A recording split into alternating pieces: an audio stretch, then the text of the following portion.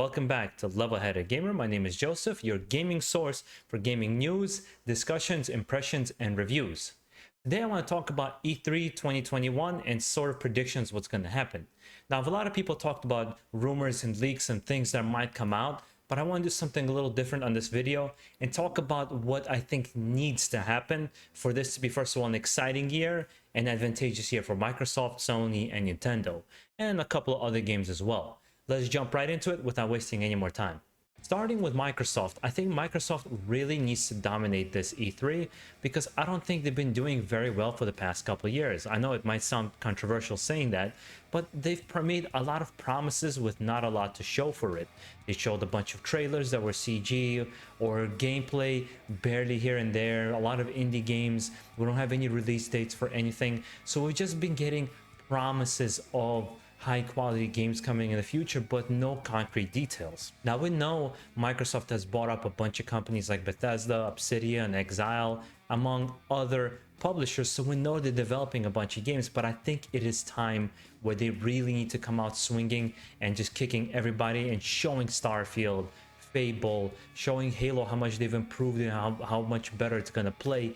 They really need to compete with Sony because competition for us gamers is great. That's when great titles are going to come out, and Xbox really needs to show that it's still a dominant figure to be messed with, because in terms of sales right now, PlayStation's unfortunately outselling Xbox in every single possible way that you can think of. So I think they need an edge to really push their hardware and software forward to make Series X worth it for a lot of people, and at the same time make Xbox a dominating force like they were during the Xbox 360 days. And I think they need some surprise reveals too, maybe like the rumored project from Arcane Studios about the Project Omen, whether it's a vampire game or something like that. And I think they need to actually have release dates. They can't just show gameplay with no idea when a game is going to come out. People need to understand what they're investing in and how long they have to wait for something. And I think this is going to be a good strategy for Microsoft and a good time, because technically speaking, Sony hasn't announced a showing anywhere near the E3, so it's time for Microsoft to shine and really show what they can do. Not to mention, it's also time to reinforce Game Pass once again, perhaps an Ubisoft Connect joining the Game Pass, which would be really great because there's a lot of Ubisoft titles already on the platform. So we'll see what happens there with Microsoft, and that's my hopes for Microsoft, that they really come out dominating this E3 and even beating Sony, despite the fact I'm more of a Sony head myself, if I'm honest, but I want Sony to have that serious level of competition, and I own a Series X actually, so I love both systems. It's not like I favor one, I just want one over the other. I want a reason to play Xbox, and I want good reasons and good games. The next one I want to talk about is EA and Ubisoft. It's among other developers as well, but I want to see some Star Wars games finally being shown off. We know EA and Ubisoft are making games for Star Wars universe, so I want to see what's going on there, among other like Lucas Games as well, what they've been developing. It's an exciting time to see what could possibly be going on in such a rich setting as Star Wars. And I would like to see also some surprises from the developers, so something unexpected and something that's nice, and not just another Madden game, another Battlefield game, or another Assassin's Creed game. I would like to see something different, but I do want one franchise to come back. My favorite genre of all time are stealth games. Metal Gear Solid is my favorite game of all time. So for Ubisoft to come out and say finally this year that Splinter Cell is coming out, it would absolutely blow my mind, and I think many others would be completely in shock if it was finally announced. I'm pretty sure they're developing it, but they're just waiting for the right moment to show it off. And it's just been around the rumor mill that something is brewing there, that I really hope this year Splinter Cell really comes out, or the information for it comes out.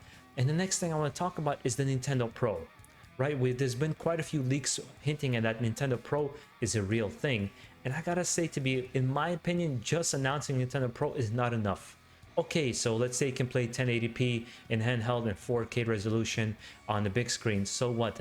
I don't think that's enough. even if it has a performance boost, I think they need to come out with some gameplay for Zelda Breath of the Wild 2.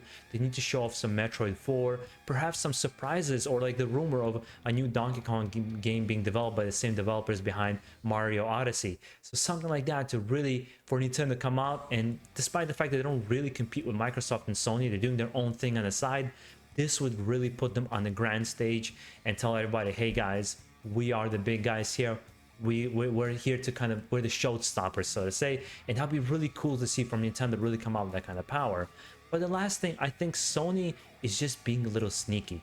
I don't think, I think they actually have a show planned. There's been a leaked memo. Yeah, I'll try to find for you guys if I'm able to get that particular memo, where they were talking about potentially having a state of play on June 28th, and that again, it's a strategy Sony's been following of distancing themselves from the hype of E3 so they can have their own time to shine. And then at the same time, they obviously need to compete with Xbox. In the past couple of years, as I mentioned, I think they've been performing better because they've been showing exclusives. For example, I'm not interested in third-party games or third-party exclusive content. I'm still going to get to play the game on whatever console I have. But to have the exclusives and to have that power, that's what Xbox needs, and that's what Sony has been really hammering down in the past couple of years. And I think they also would like, I think they're going to reveal a couple of new games in the next couple of months, if not within the month of June. I'm sure Sony's going to come up with something because they definitely want the spotlight on them, and they want to kind of shun down Microsoft as much as they can, because that's kind of been their strategy in the past couple of years if we really pay attention.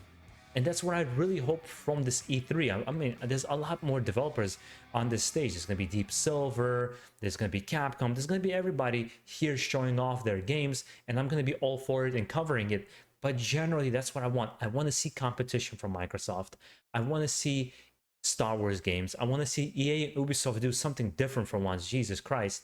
I want to see Nintendo really come out and show their big games they've been developing.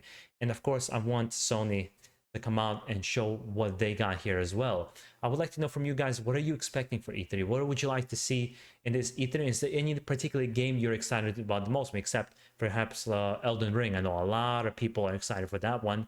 I'm just not a huge fan. I'm really excited for Starfield, and I do want to see that kind of gameplay.